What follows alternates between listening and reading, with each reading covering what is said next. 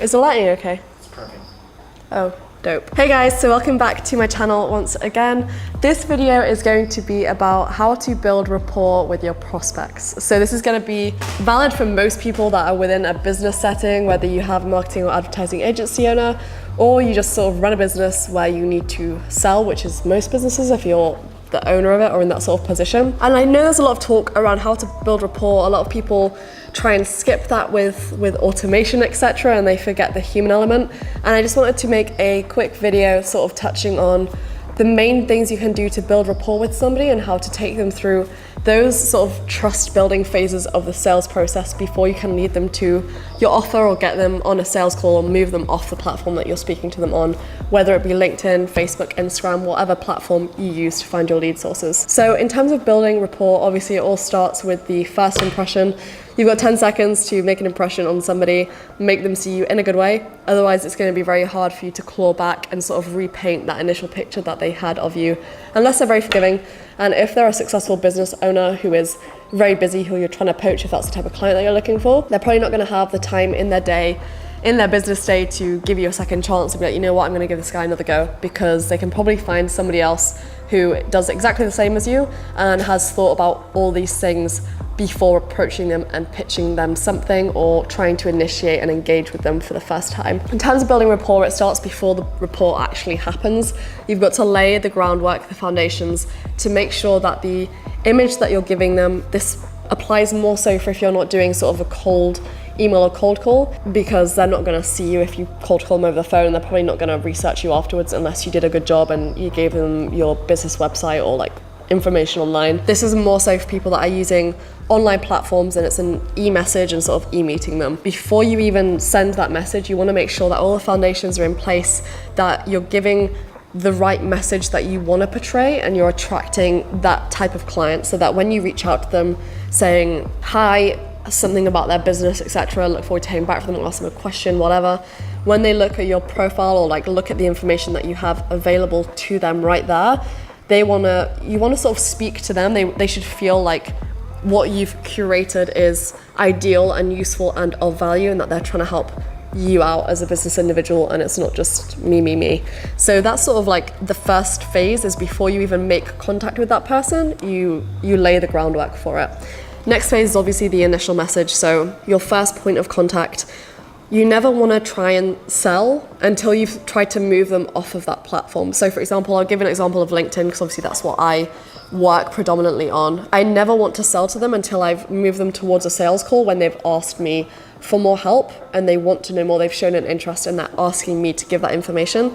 That's when it's sort of time to sell. So before that, all you want to do is literally provide them a value or notice or like flatter something that you've noticed about them. So this is to show that you've spent the time to learn about them and give them a message that's not just been automated, that's had little thought, and it's just like, hey, would you be interested in having more leads for your business? Obviously everybody wants more leads for their business. That's just a stupid question unless they're literally at max capacity. Everybody does, but they're going to look at that message and be like, all that question is saying, like, do you want to pay me to do this for you? And if they don't know who you are, they're going to be like, they're just going to ignore you, to be honest. So what you want to do is you want to say, hey, you want to pick up something that you've noticed about them, like if they've been mentioned in the news, a big achievement, if they've had a new job role, if they've had some sort of success in their career or even personal life. If you notice they just got married or had a kid, just be like, congratulations on the baby. Just came across your profile looking for people like yourself who wanted to reach out and say XYZ interested me, or like an article you just wrote, or this piece of content that you released really made me think, and then ask them a question and be like, I look forward to hearing back from you.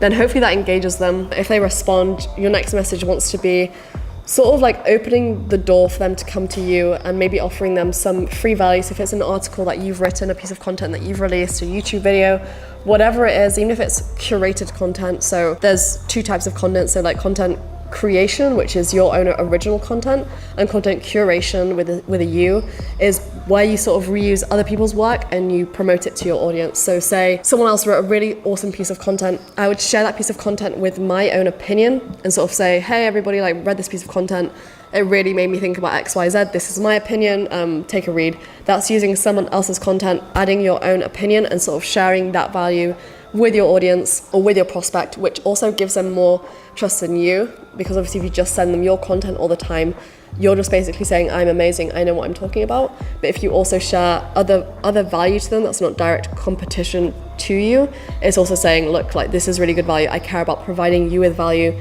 not just being from me, but actually just you learning. And I'm going to provide you with not just my sources of content, but other pieces of information that I know would benefit you at your current phase in your business. Content curation or creation is a good way to sort of create that rapport and say, hey, like, I have XYZ piece of content or value. I thought it would really be of help to you right now to solve this problem. So if you've done your market research, you should know what problems your ideal prospect has and give them pieces of content and say, hey, I know a lot of people like yourself, whatever industry they're in, have a common problem of this. This is a piece of content that I thought would really help you out. Let me know if you ever have any questions, and I'm happy to provide advice on X topic or subject, which is going to be around your service, like what you provide. So that's sort of the second phase. At this point, you should have somebody engaging with you. Obviously, not everybody's going to reply. You're going to get a lot of people that don't, and you just kind of have to carry on making those touches to stay top of mind and generate that awareness, so that whenever they are ready to buy, they come to you, or whenever somebody that they know has asked them for a particular service, which is what you provide, they also send them your way. So it can help in ways that you might not even directly see. Third phase is getting them off to the phone call. So this is sort of the best way to have rapport, because you're finally meeting them either face to face in a direct meeting, or maybe like face to face over a Zoom or a Skype call, however you take your meetings. This is where you can sell. So obviously they're in the position to give you their time to see what your service is. And by this point, you should have provided them all of their value, learn about their business, know what problems they have before you take the call. And when you get on the call, you want to be like, okay, so you're struggling with XYZ, this is my proposition to solve those problems, and this is the fee for it. That's obviously very, very condensed. But that's sort of more of a messaging, sort of rapport building funnel that you should take your prospects through, what I take my prospects through, and is the best way to build rapport by just consistently engaging with them, providing them with value, and showing them that you care about them, not yourself. Because as soon as people don't see what's in it for them, they're not going to be interested in continuing that conversation, and they're going to go with the person that provides them the least resistance. So the person that makes it easiest for them to buy, by giving them all the reasons to why they're the one to get it from, because they know all of that specific stuff that's going to help them solve that issue in their business. I hope that video helped you guys, and I look forward to seeing you all in the next video on my channel.